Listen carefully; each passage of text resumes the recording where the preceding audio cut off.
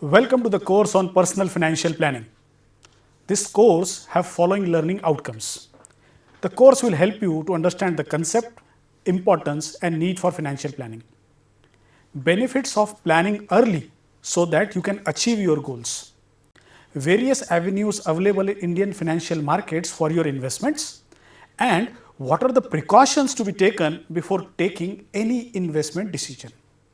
The strategies which needs to be adopted to achieve these financial goals, and finally how to begin investing. So what we will learn in this entire course? The course is structured into 12 small modules. It starts with introduction, concept of financial planning, smart goals, achieving your goals, concept of risk and return, the eighth wonder of world, inflation and its challenges, savings and investments, loans versus investments, investment instruments and strategies, and very important, how not to lose your money, summary and self-assessment. So if we see the plan of action, this course is of 2 credits, that is 30 hours. The course duration is online. It will be completely online. There is no limit on the size, class size. I hope you all enjoy stories. So I want you to quickly click on this link and watch this story and come back to me. It is rightly said, failure to plan is planning towards failure. This statement highlights that how important planning is in someone's life. Of course, we know planning helps us in dreaming big, set our goals and take timely actions. We all know, like we plan for our exams, holidays, career, marriage and life.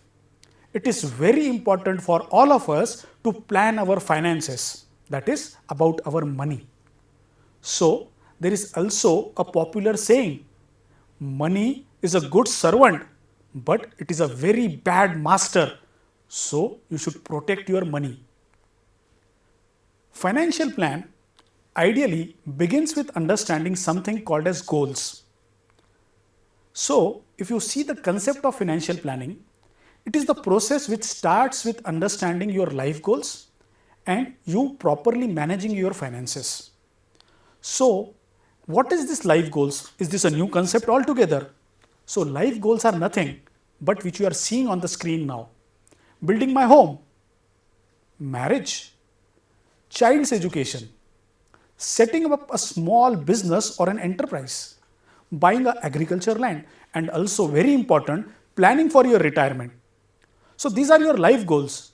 However, they are not just life goals. These are all our financial goals which requires a lot of thought process before we start investing in it. Rightly said, personal financial planning helps you to achieve personal economic satisfaction. This basically will help you to control your financial positions.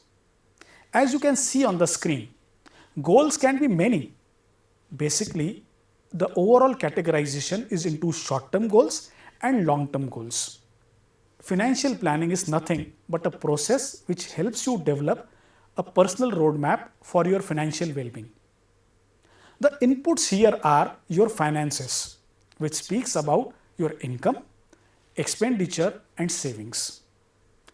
Next input is your goals, and third is your risk appetite, how much risk you can take. And ultimately, the output is your personal financial plan, which will take you there. So if you see the diagrammatic representation on your screen now, why do we need a personal financial plan? इसकी ज़रूरत क्या है? Because it helps you to create a contingency. It helps you for retirement. It helps you to understand what is the insurance cover required. It helps you to decide your investments based on your goals. It helps you to create an understanding about the importance of continuous cash flow in the system. Apart from that, it also gives you a financial stability and viability. and it protects your money from the dragon of inflation, which is very important. Now you would ask me, what are the benefits of doing all this financial planning? So certainly it gives you a direction and meaning to your financial decisions. It helps you to understand which decision needs to be taken and how it will affect your finances. Remember, it's your money. It will help you to adopt your lifestyle accordingly. Of course, it's a great source of motivation and commitment. At the last, it also helps you to beat the inflation and improve your financial outcomes, which is, I think, very important. Now, I want you to close your eyes and visualize your current financial position. It will tell you what is your financial information now or position now, what are your life goals, strategy to meet your goals, and what will be your future plans. This exercise will help you to have a clear vision as to where you stand today in terms of finance. Okay, before we move ahead, it's important to know some of the financial concepts. Though these concepts are very small, but it gives clarity. So income is something from where the money will come to you. So money can come from salary, business, house property which you have given on rent, agriculture, or some investment which you have done. However, if you see, the list of expenditure is never ending. Expenditure starts with education, entertainment, equated monthly installments, popularly called as EMIs. We spend a lot of money on food, lifestyle, medicines, hospitals, vacations. The list is endless. This tells us that the income side is less, however, the expenditure side is growing day by day. So what is important? You need to have a proper balance of your income and expenditure. If you don't have proper balance, what will happen? You will go in the trap of debt. आप कर्जे में चले जाओगे. Okay? So, if you see a proper human life cycle, there are basically three phases. First, 20 to 22 years is your education. The second phase is all about your earning years, when you get married, get a house, plan your family. Then third phase comes your retirement. So all three phases needs lot amount of money, which is very important. Hence, the process of financial planning takes a vital role in our entire life. On the screen which you are seeing is a small pictorial representation which we will discuss in next slides to come. So the process of financial begins with step number 1, which tells you to assess your current financial situation. Step 2 starts with understanding what are your goals. It may be short-term goals, medium-term goals, and long-term goals. And of course, this needs to be reviewed periodically to need more clarity. Okay, I want you to remember one thing which is very important. There is difference between wants and needs. Okay, so wants are something which we really don't need. Okay, we can ignore them, we can avoid them, we can postpone them. But there are some things which we need: food, clothing, shelter, which are very important in life. So the moment you start making a differentiation between wants and needs, you start winning this game of financial planning. Step 3 comes by analyzing what could be possible action plans. Now, it will tell you what should you do, what are the pros and cons of one decision you are taking and leaving the another decision. So, possible action plans and evaluating your action plans are step number 3 and step number 4 respectively. Okay. In step number 4, of course, when you are taking risk, there is a reward. So you need to have a fair balance between risk and reward. If you are taking more risk, you would get more reward, and the vice versa is completely true. So you will have to evaluate all the possible actions which you will be taking with your money, and there will be no one to guide you. Of course, there are people who can guide you, but the ultimate decision maker is you.